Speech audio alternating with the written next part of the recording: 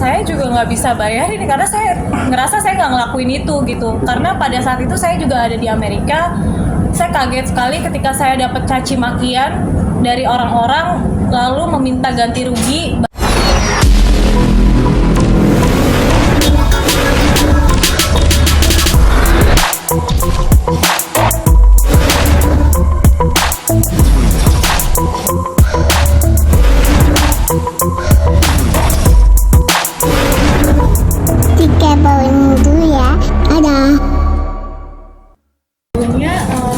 Agak kenceng sedikit Mbak. Sebelumnya setelah mendapatkan penawaran itu, apakah melakukan verifikasi dulu atau bagaimana? Atau sudah percaya karena hubungan dekat berhubungan dengan terlapor?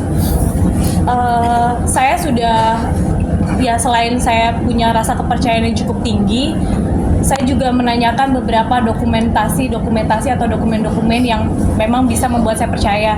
Dan terlapor juga memberikan beberapa dokumen-dokumen seperti purchase order yang saya juga research juga bahwa perusahaan Copernic itu adalah perusahaan besar dan dia juga mengirimkan video serta kegiatan-kegiatan para terlapor ini di perusahaan Copernic. Gitu. Kamu nggak, ini kan memodalkan secara bertahap ya. Profitnya itu dari awal tidak ada profitnya, tidak diserahkan ke profitnya atau seperti apa, atau di pertengahan tiba-tiba profitnya mangga? Dari awal 2022 itu sesuai kesepakatan ya Mbak. Artinya ini baru ketahuan bahwa ada tindak pidana itu di tahun 2024 bulan Juli, di mana selain profit saya yang tersendat, juga adanya laporan-laporan dari masyarakat yang memang adalah korban serupa dengan saya.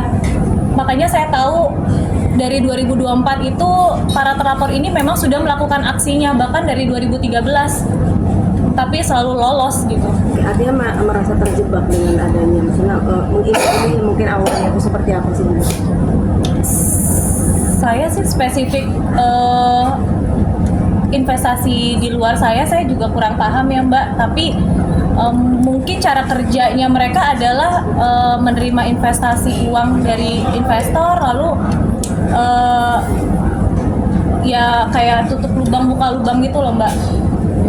Kalau boleh tahu total keseluruhan invest yang masuk berapa, 6,5 miliar itu kah atau 15 itu atau berapa keseluruhan kerugian?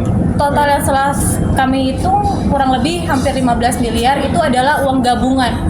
Jadi uang gabungan itu ada uang saya pribadi, uang 2 perusahaan saya, dan juga uang suami saya. Artinya 15 miliar itu semuanya sudah beralih ke rekening yang terlapor? Iya, rekening terlapor. Pertemuan di tanggal 8 itu terakhir itu kan ya, semuanya? Tanggal 8 Agustus kemarin? Iya. Ada kesepakatan apa selain dari pembayaran pencicilan atau mungkin ada pengalihan usaha dari mereka ke... Selain pengalihan aset mungkin win-win solution-nya ada apa lagi sih? Dari tim lawyer saya mungkin yang lebih... Iya.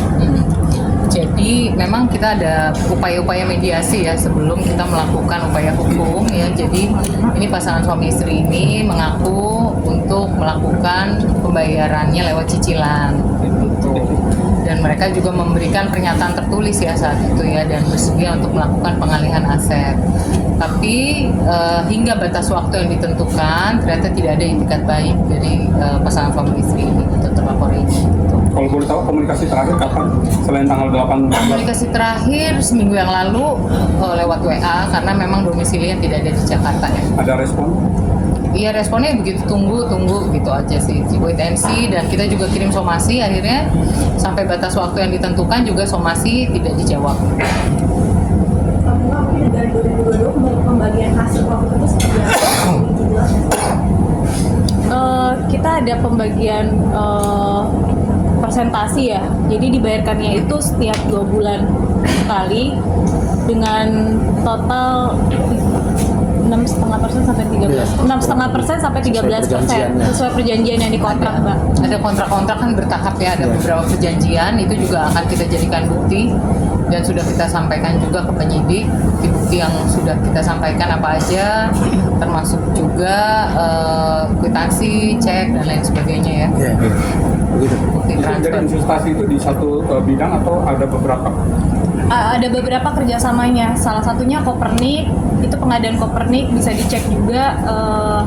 Ada ya kalau properti juga. Terus ada beberapa proyek properti yang kerjasamanya. Terus ada catering juga. Jadi dia memang punya catering di Bali dan saya juga perusahaan saya in charge investasi di cateringnya dia. Artinya 15 miliar itu tersebar di beberapa tempat. Iya. Hubungan tapi apa selama berinvestasi itu sudah ada nggak sedikit aja masuk yang dari hasil yang masuk kembali?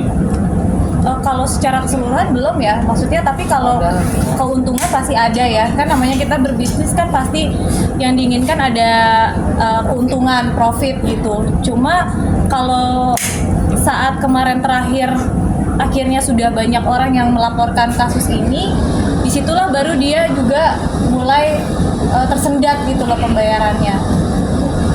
Ini tadi bilang ini kan tadi melibatkan ruang suami juga. Suami juga ikut karena diajak oleh Mbak Bunga. Apakah dengan adanya kasus itu disalahkan seperti itu, ada komunikasi yang kurang baik? Alhamdulillah banget ya, suami saya itu sangat support banget gitu. Dia adalah orang di garda depan saya ya. Mungkin saya merasa bersalah karena saya juga adalah orang yang menjerumuskan dia gitu dan uang anak-anak saya. Tapi sampai saat ini suami saya nggak pernah sih nyalain saya dan masih sangat support saya. Uang itu dikumpulkan setelah berapa tahun Mbak mungkin? Aduh Mbak, udah dari saya, mungkin manajer saya tahu lah saya kerjanya kayak apa gitu. Saya memang kalau di bidang entertain kan saya selalu di bawah naungan manajemen dan juga perusahaan saya. Jadi makanya uang yang hasil kerja saya itu masuk ke perusahaan saya gitu. Mungkin dilakukan pidana atau Pidana, penipuan dan penggelapan karena ada banyak dokumen yang dia palsukan. Salah satunya adalah dokumen perusahaan saya. Terus juga ada pencemaran nama baik saya juga, penggelapan uang perusahaan. Tapi Mbak Bunga tahu nggak sih pada akhirnya bahwa si pelapor ini kayak bahwa Mbak Bunga tuh ikut awalnya tahu nggak sih nama Mbak dipakai gitu? Enggak, saya nggak tahu sama sekali Mbak. Makanya pas belakangan mungkin karena banyak yang melapor dan mereka juga tidak dibayarkan hak-haknya gitu. Bahkan ada si terlapor ini membuat direct message itu seolah-olah saya untuk membuat para korban ini percaya gitu kalau itu adalah saya gitu. Artinya menjual nama Mbak gitu? Iya. Kamu tadi kan ada penjelasan tentang ada orang yang minta ganti rugi ke kamu. Mungkin ada yang udah dibayarin kah atau gimana nanti respon dari kamu? Saya juga nggak bisa bayarin karena saya ngerasa saya nggak ngelakuin itu gitu. Karena pada saat itu saya juga ada di Amerika. Saya kaget sekali ketika saya dapat caci makian dari orang-orang lalu meminta ganti rugi, bahkan terlapor ini menjanjikan sebuah cek senilai 1 miliar yang katanya akan diberikan oleh saya. Makanya beberapa korban juga nagih ke saya, cek yang dijanjikan ini mana gitu. Saya bingung karena saya ngerasa saya nggak pernah menjanjikan atau bekerja sama dengan orang lain gitu selain dengan terlapor ini. Mbak Bunga berarti sempat ada teror juga dong dari para korban-korban lain? Iya, seperti yang saya sampaikan, terkuaknya masalah ini karena banyak sekali yang melaporkan kasus ini terhadap saya, kepada saya gitu. Bang, ada dugaan penyiciran nggak sih? Kan ini banyak korbannya. Untuk pencucian uang mungkin nanti tergantung pengembangan kasus ya, karena kasus ini dana-dana ini dipakai kemana, dialirkan kemana gitu. Jadi nanti biar dari penyidik yang akan melakukan pengembangan kasusnya apakah bisa sampai ke tindak pidana pencucian uang. Untuk sementara pelaporannya di penipuan dan penggelapan. Karena boleh saya tambahkan juga ada investasi yang menggunakan perusahaan catering saya. Jadi terlapor ini menyalahgunakan posisi dia sebagai direktur utama untuk berinvestasi kepada pihak ketiga, tapi transfernya itu bukan ke rekening perusahaan saya, melainkan ke rekening CV 3 Sri Kandi yang dimana diduga teman dari terlapor ini yang ada di Bali. Jadi mungkin ya saya bisa bilang ini ada dugaan sindikat juga ya. Karena banyak sekali transferan yang melibatkan perusahaan-perusahaan orang gitu. Posisi terlapor sendiri ada di mana Mbak? Mungkin tahu nggak? Sekarang masih ada di Bali, di pasar. di pasar. Bu, boleh tahu pelaporan itu atas apa dugaan apa dan pasal berapa nanti? Bisa dikontrol.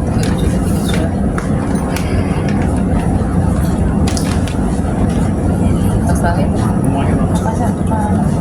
Ya, jadi laporan yang dilaporkan oleh Bu Bunga di Polda Metro Jaya pada tanggal 22 Agustus 2024, dilaporannya adalah dugaan tindak pidana penipuan, ya, atau perbuatan curang, Undang-Undang Nomor 1 Tahun 1946 tentang KUHP, sebagaimana dimaksud dalam Pasal 378 KUHP dan atau Pasal 372 KUHP. Gitu, Pak. Sudah ada tindakan pemeriksaan belum Mbak? Rencana dalam waktu dekat akan diambil keterangan Ibu Bunga sebagai korban. Saya bersyukur banget sih karena dari semalam saya posting, jujur saya mau terima kasih juga sama bapak-bapak Polda Metro Jaya, langsung cepet banget. Malam saya langsung ditelepon gitu, besok langsung pemeriksaan. Jadi Jumat besok saya ada pemeriksaan juga gitu di Polda. Jam 10 pagi. krimum. Krimum.